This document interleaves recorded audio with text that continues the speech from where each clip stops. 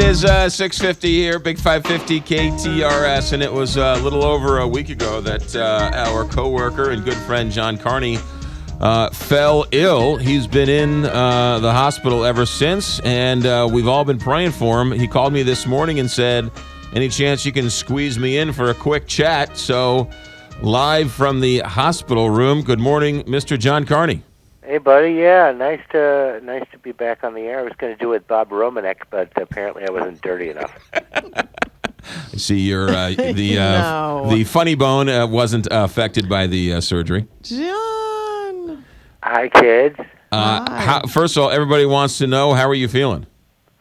I'm feeling good. I'm feeling like I got to get back in the studio. I mean, it's a hard thing to understand, and I think there, sadly, are a lot of people with jobs that when they're taken away from them for one reason or another, they're totally fine with that.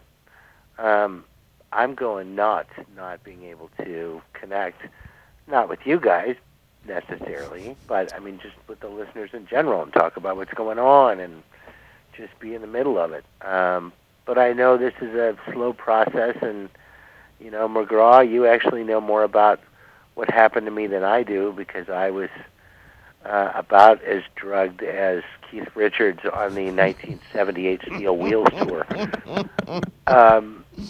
So I'm not even supposed to be here, so I'm just going to shut up and count my blessings. How are, health-wise, I know it's a long way back, but and I know we don't want to go through it all, but you had a torn aorta. Surgery, which is not very common and doesn't happen very often. Some extraordinary health care you've gotten over the last couple of days. Yeah, I can't wait to see the bills. So you're going to hear a lot of barn spots on the Barn Show with John Carney. We're going to call it for the next 35 years. It's shown me the good part of the medical profession. I mean, for people that are relatively healthy, you're hearing the arguments of Obamacare, and we don't get to pick our insurance, and we're using an exchange, and what about the coverage, and this deductible is outrageous. And you get down to it, and you put your life in the hands of the people that are making the decisions, the nurses and the doctors and the practitioners. And these are some of the best trained people on the planet, and I'm lucky as hell. Yeah.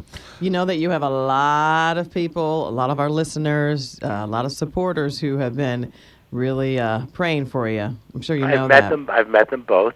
And, thank you.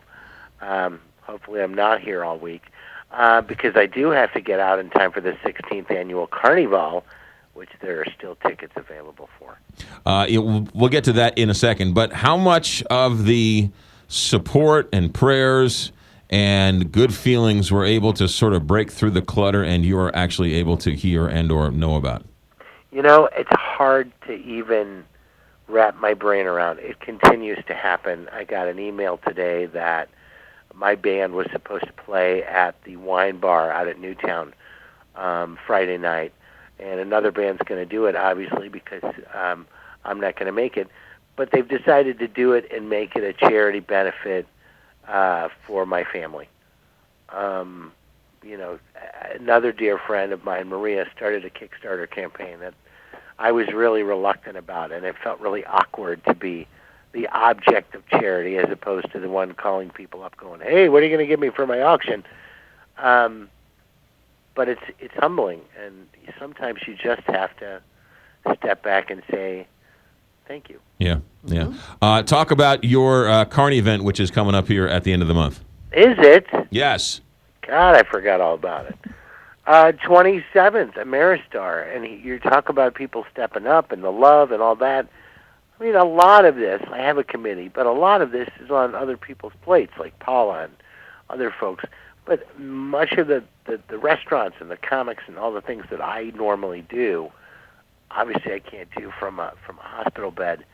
And it's taken care of, and we're set to go. And we've got 16 restaurants. We've got 3 comics. We've got a 4-hour open bar. Tickets $100. There's about 60 tickets left by the time we hit capacity. It's a costume party if you're into that as well. And we're at Ameristar Casino. I'm so bloody excited. Probably a bad choice of words sitting in a hospital bed. Carney'sKids.org for information. This is going to be my coming out party.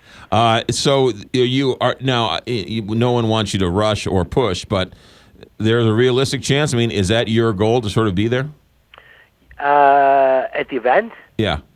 Oh, yeah. There's a lot of goals that I have, like to get back on the air as soon as possible, and this is my first parlay into that. And as much as it pains me to pat management on the tuchus, they have been like, you come back whenever you want to come back.